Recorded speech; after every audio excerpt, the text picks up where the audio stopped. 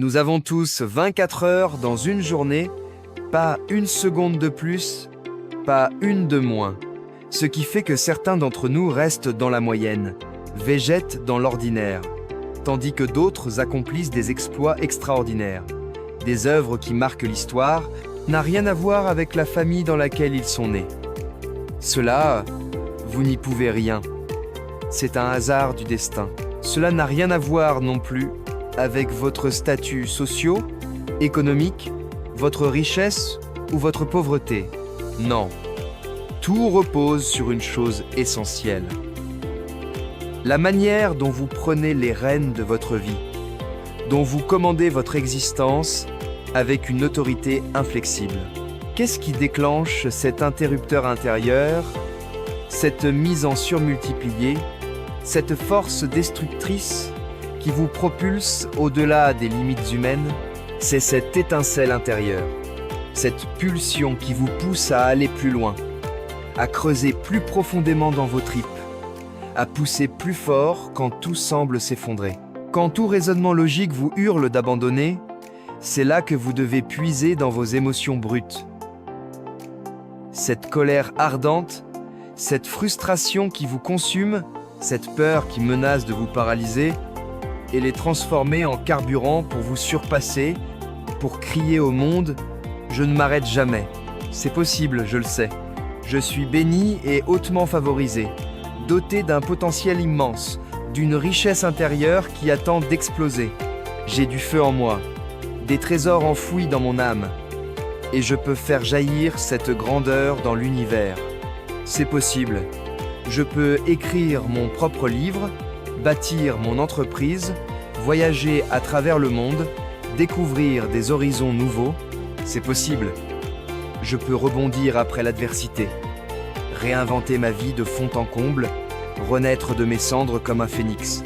Peu importe où je me trouve aujourd'hui, peu importe les chaînes qui semblent me retenir, les choses peuvent s'améliorer, s'élever, s'épanouir. C'est possible. Et je m'accroche à cette vérité comme à une ancre dans la tempête.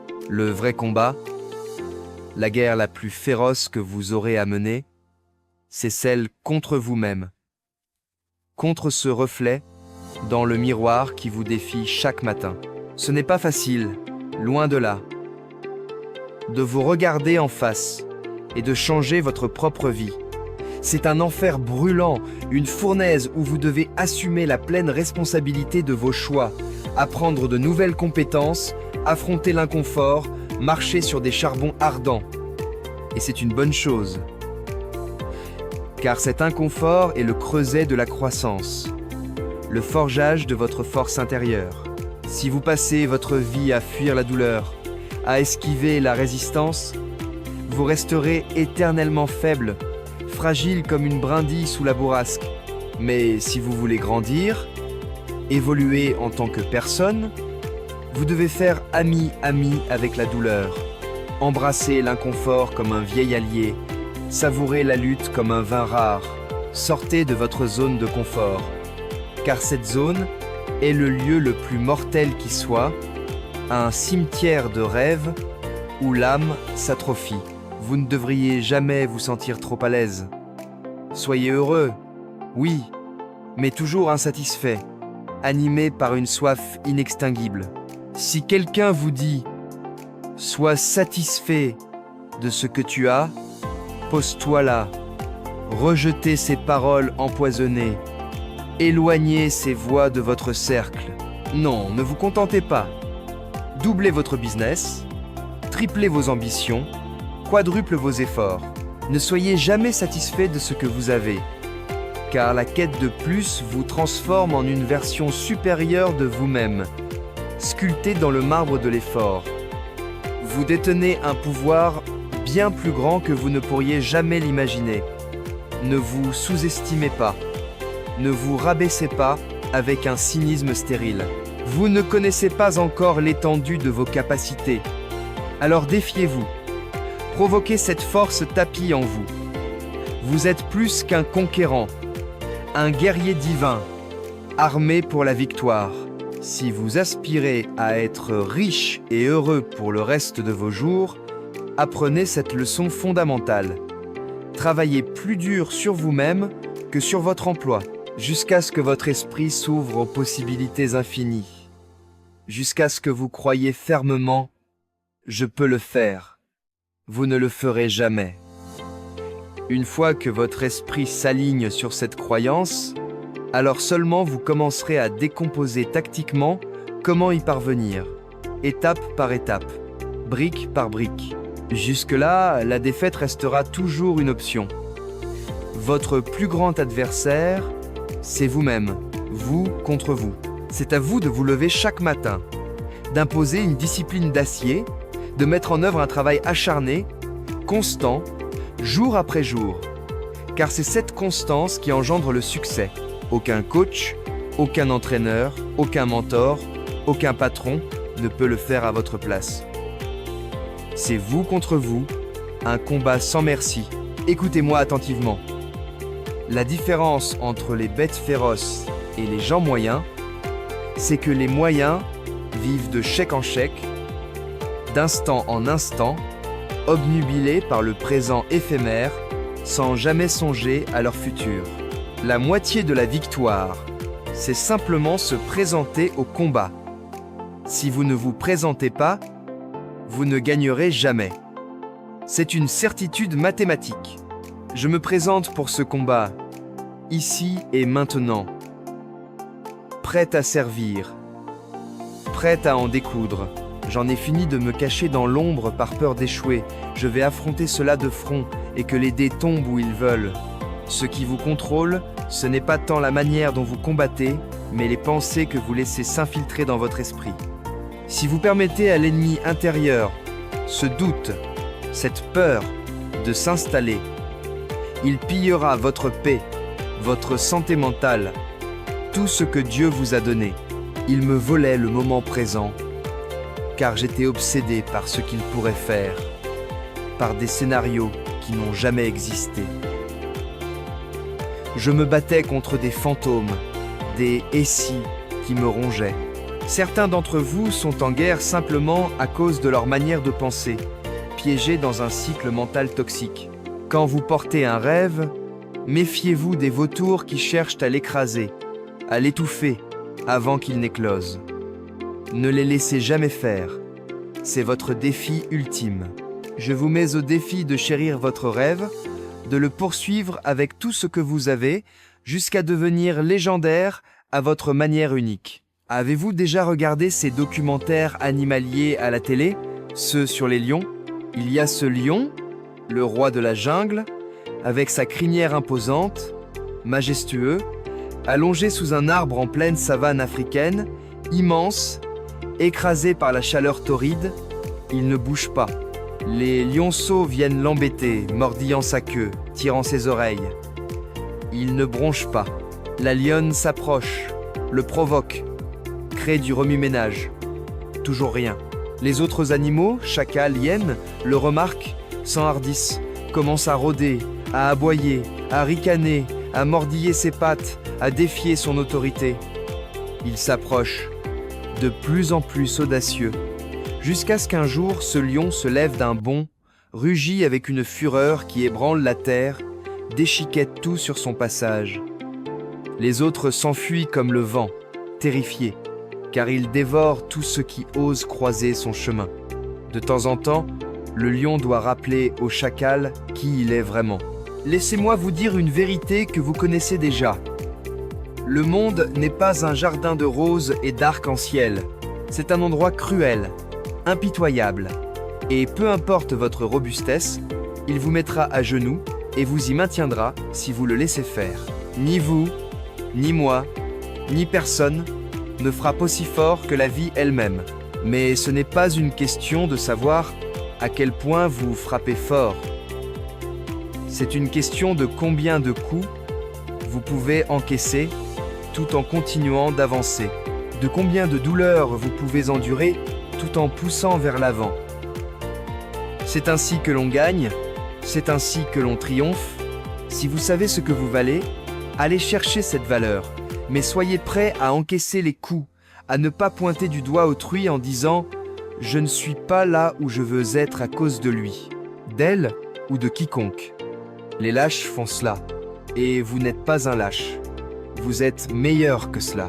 Commencez à bouger, à agir, même si le plan n'est pas parfait. Prenez des actions qui vous propulsent dans une direction positive, et si vous vous trompez de chemin, tant mieux. Vous venez d'apprendre où ne pas aller. L'une des choses les plus cruciales, ne quittez jamais, jamais. J'ai vu trop de gens abandonner, et s'ils avaient tenu bon un peu plus longtemps, ils auraient réussi. J'ai vu des esprits brillants, des talents éblouissants, s'effondrer, parce qu'ils étaient des quitters, incapables de supporter la pression, de persévérer dans la tempête. Quand vous aimez ce que vous faites, cela cesse d'être du travail. Abandonner devient presque impossible, car l'amour du processus vous porte. Mais ne baissez jamais les bras. Beaucoup n'atteignent jamais leurs objectifs parce qu'ils s'entourent de personnes toxiques, d'énergie négative qui drainent leur âme. Vous devez fixer des objectifs audacieux, hors de votre zone de confort, qui vous défient au plus profond de votre être. Pour accomplir ce que vous n'avez jamais fait, vous devez devenir quelqu'un que vous n'avez jamais été. Une version réinventée, forgée dans l'adversité. Ce que vous voulez expérimenter, posséder, faire, ce qui donne du sens et de la valeur à votre vie, doit jaillir de votre imagination, non de votre mémoire. Car lorsque vous regardez vers l'horizon de vos aspirations, une voix intérieure, nourrie par les échecs passés, murmure « Tu ne peux pas le faire ». Ignorez cette conversation toxique. Ceux qui franchissent la ligne d'arrivée ne le font pas parce qu'ils se sentaient bien ou que leurs émotions coopéraient. Ils capturent leurs sentiments, les soumettent à la discipline. Car la discipline, c'est dompter ses émotions pour les aligner sur ses rêves. Vous devez parier sur vous-même, croire en vous comme vous applaudissez les autres, comme vous soutenez les autres, comme vous vous battez pour les autres. Quand allez-vous regarder dans le miroir et croire en cette personne que vous voyez? Il est temps de croire en vous, car vous avez tout ce qu'il faut. Vous êtes plus fort que vous ne le réalisez, capable de bien plus que vous ne l'imaginez. Ne devenez pas cynique. Vous ne vous connaissez pas assez pour douter de votre potentiel. Il y a des gagnants, des perdants, et ceux qui n'ont pas encore appris à gagner. Mais il y a cette pulsion, cette urgence intérieure.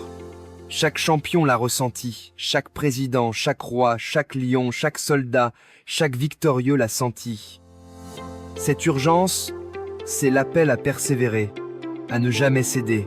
Je n'ai jamais rencontré quelqu'un qui soit devenu incroyablement couronné de succès dans un domaine sans avoir souffert, sué, sacrifié, maintenu un focus laser, combattu à travers larmes, épreuves et tests.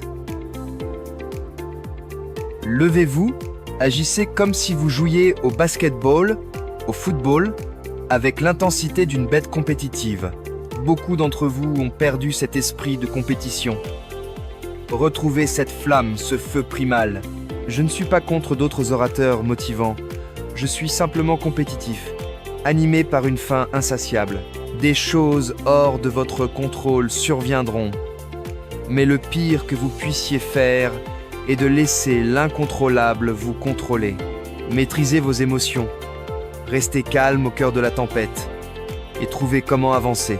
La meilleure version de vous, c'est la version disciplinée, celle qui pose des limites claires. Non, je ne fais pas ça, je ne bois pas ça, je ne vais pas là-bas avec ces gens. Je suis focalisé. J'ai un prix devant moi. J'ai fixé mes yeux sur Jésus. Je sais ce que je dois faire, et ce n'est pas ça. C'est la version de vous qui vit avec des garde-fous. Je n'ai pas peur qu'un gamin prenne ma place. S'il y arrive, il devra le faire avec sa sueur, ses larmes, son sang, en se levant à 2h30 du matin chaque jour. S'il peut maintenir cette discipline, il mérite ma place. Mais certains prennent votre place alors qu'ils ne le devraient pas. simplement parce que vous restez dans la moyenne, une proie facile. C'est facile de vous surpasser quand vous êtes moyen, facile d'arriver avant vous, de voler ce client, de saisir cette opportunité. Tout le monde veut être une bête. Mais quand vient le moment d'agir comme une bête, où êtes-vous? Changez votre façon de vous réveiller le matin. Arrêtez de dire « Je dois aller au travail, je dois m'entraîner, je dois perdre ce poids, je dois rencontrer ces gens, je dois gérer mes collègues. » Remplacez un seul mot. Et tout change. J'ai la chance de me réveiller ce matin. J'ai la chance d'aller au travail. J'ai la chance de rencontrer ces gens aujourd'hui. Quand vous dites « je dois », vous enveloppez vos opportunités et bénédictions dans le stress. Quand vous dites « j'ai la chance », vous libérez tout ce stress. Écoutez-moi bien, j'aime le soleil, mais les choses ne poussent pas seulement grâce au soleil. Il faut de la pluie, des averses, des tempêtes. Arrêtez de voir la pluie dans votre vie comme une malédiction.